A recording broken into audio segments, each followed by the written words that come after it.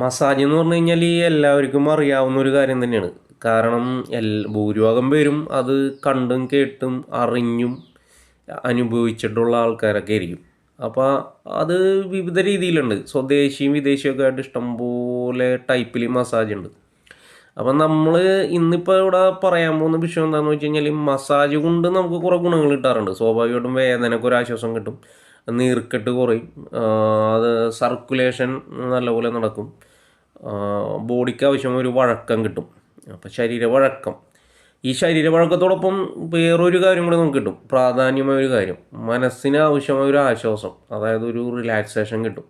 മനസ്സ് നല്ല നമുക്ക് ഒരു എന്താ പറയുക, ഒരു ഫ്രഷ് മൈൻഡ് എന്നൊക്കെ പറയുന്ന ഒരു അവസ്ഥയിലേക്ക് കൊണ്ടുപോകും നമ്മളെ, സ്ട്രെസ് ഫ്രീ.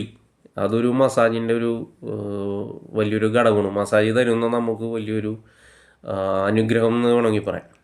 അപ്പോൾ ഞാനിപ്പോൾ ഇവിടെ പ്രതിപാദിക്കാൻ പോണ ഒരു വിഷയം എന്താണെന്ന് വെച്ച് കഴിഞ്ഞാൽ, നമുക്ക് കുറേ നമ്മളിപ്പോൾ നാടൻ നമ്മളിപ്പോൾ നമ്മൾ ചെയ്തു വരുന്ന തിരുമ്മ് അല്ലെങ്കിൽ ഉഴിച്ചിൽ എന്ന് പറയുന്ന ഒരു ചികിത്സാ രീതി ഉണ്ടല്ലോ, ആ രീതിയിൽ കുറേ സ്ഥാനങ്ങളിലൊക്കെ പിടിച്ചിട്ട്, കയ്യിലും കാലിലൊക്കെ കുറച്ച് സ്ഥാനങ്ങളിലൊക്കെ പിടിച്ചിട്ട് തന്നെ മനസ്സ് റിലാക്സ് ചെയ്യിപ്പിക്കാവുന്ന കുറേ രീതികളുണ്ട്.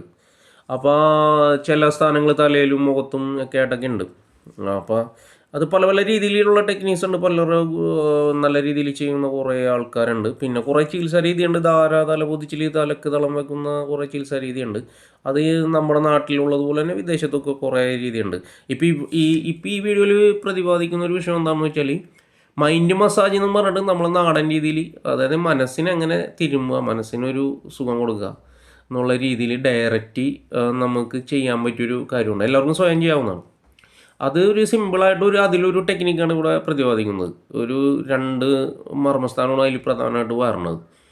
ഒന്ന് എന്ന് പറഞ്ഞാൽ നമ്മളിവിടെ ഈ തിലസം, ഈ കറക്റ്റ് പുരുവത്തിന് ഇടക്കായിട്ട് തിലസം എന്ന് പറഞ്ഞ സ്ഥാനമുണ്ട്.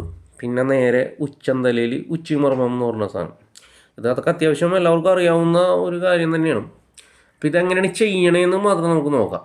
ഇത് വളരെ സോഫ്റ്റായിട്ട് ജെൻറ്റിലായിട്ട് ചെയ്യേണ്ട ഒരു കാര്യമാണ്. എന്നാൽ ശക്തിയൊന്നും ഉപയോഗിക്കേണ്ട ആവശ്യമില്ല. നമ്മളീ കൈ ഇങ്ങനെ പിടിക്കുക, ഇങ്ങനെ ചെറുതായിട്ട് കുഴിച്ച് പിടിക്കുക, ഇങ്ങനെ നിവർത്തി പിടിക്കുക, കുഴിച്ച് പിടിക്കുക. അപ്പോൾ ഈ നടുക്കത്തെ വിരലുണ്ടല്ലോ, നമ്മുടെ ഈ നടുക്കത്തെ വിരൽ, ഈ സ്തബനി അല്ലെങ്കിൽ തിലസം എന്ന് പറഞ്ഞ മർമ്മസ്ഥാനത്ത് നിന്ന് ഇങ്ങനെ ടച്ച് ചെയ്തിട്ട് ഉച്ചമർമ്മത്തിലേക്ക് വരും. അപ്പോൾ ഈ ഉച്ചമർമ്മത്തിൽ നിന്ന് അപ്പോൾ കൈ ഇങ്ങനെ പിടിച്ച ഒരവസ്ഥ തന്നെ ആയിരിക്കും കേട്ടോ. നമുക്കപ്പോൾ ഈ ഭാഗം ഇവിടെ വരും. ഈ നടുക്കത്തെ വിരലും അതിനോട് ചേർന്ന വിരലുകൾ ഉച്ചിമർമ്മത്തിൽ വരും. അപ്പോൾ ഇവിടെ നിന്ന് ഒന്നില്ലെങ്കിൽ വലതുവശത്തേക്കോ അല്ലെങ്കിൽ ഇടതുവശത്തേക്കോ കൈ ഇങ്ങനെ കൊണ്ടുവന്നിട്ട് വീണ്ടും നെറ്റി വഴി തിലസത്തിൽ വരും. ഈ തിലസത്തിൽ നിന്ന് വീണ്ടും ഉച്ചി പോയിട്ട് അവിടെ നിന്ന് പിന്നെ വലതുവശത്തേക്ക് എടുത്തിട്ട് നെറ്റി വഴി തിലസത്തിൽ വരും. അപ്പോൾ ഇതൊരു പ്രാവശ്യമായി. ഇങ്ങനെ മിനിമം ഒരു 10-15 പ്രാവശ്യം ചെയ്യേണ്ടി വരും. അപ്പോൾ തലയിൽ ആവശ്യമായി നമുക്കൊരു പ്രത്യേകത, ഒരു ഫീലിംഗ് കിട്ടും. നമ്മൾ എന്താ പറയുക, ചിലവരൊക്കെ മെഡിറ്റേഷൻ ചെയ്യുമ്പോൾ കിട്ടുന്ന ഒരു ഫീലിംഗ് നമുക്ക് കിട്ടും. അതുവഴി മനസ്സ് ഭയങ്കരമായിട്ട് ഒരു റിലാക്സോ, അത് നമ്മൾ അനുഭവിച്ച് തന്നെ അറിയണം. ഇത് ചെയ്യുമ്പോൾ അത് നമുക്ക് ഉറപ്പായിട്ടും കിട്ടും. ചിലവർക്ക് തല ഭയങ്കരമായിട്ട് ചൂടാവുന്ന പോലെയൊക്കെ തോന്നാം. തല എന്താ പറയണോ, ചിലവർക്ക് ഒരു നമ്മളിപ്പോൾ ഒരു മിന്നാമിനുങ്ങൊക്കെ നക്ഷത്രം എന്ന് പറയുന്ന അവസ്ഥയിലേക്ക് ചിലവർക്ക് പോകും. അങ്ങനെ വരുമ്പോൾ കുറച്ച് നേരം നമ്മൾ കണ്ണുകളടച്ച് മലന്ന് കിടന്നാൽ മതി. ബെഡിലോ പായലോ എവിടെയൊക്കെ മലന്ന് കിടന്നാൽ മതി. അപ്പോൾ ഇതെല്ലാവരും ചെയ്തു നോക്കുക. വളരെ സിമ്പിളായ ഒരു കാര്യമാണ്. ഇപ്പോൾ ഈ ചെയ്യുമ്പോൾ ശ്രദ്ധിക്കേണ്ടത്, കൈ ഇങ്ങനെ പിടിക്കാൻ ശ്രമിക്കണം. നടുക്കത്തെ വിരലാണ് ഇവിടെ നിന്ന് തട്ടിപ്പോകേണ്ടത്. പിന്നെ മിനിമം ഒരു 10-15 പ്രാവശ്യങ്ങളൊക്കെ ചെയ്യണം. 10 പ്രാവശ്യങ്ങളൊക്കെ ഏറ്റവും ചുരുങ്ങി ചെയ്യണം.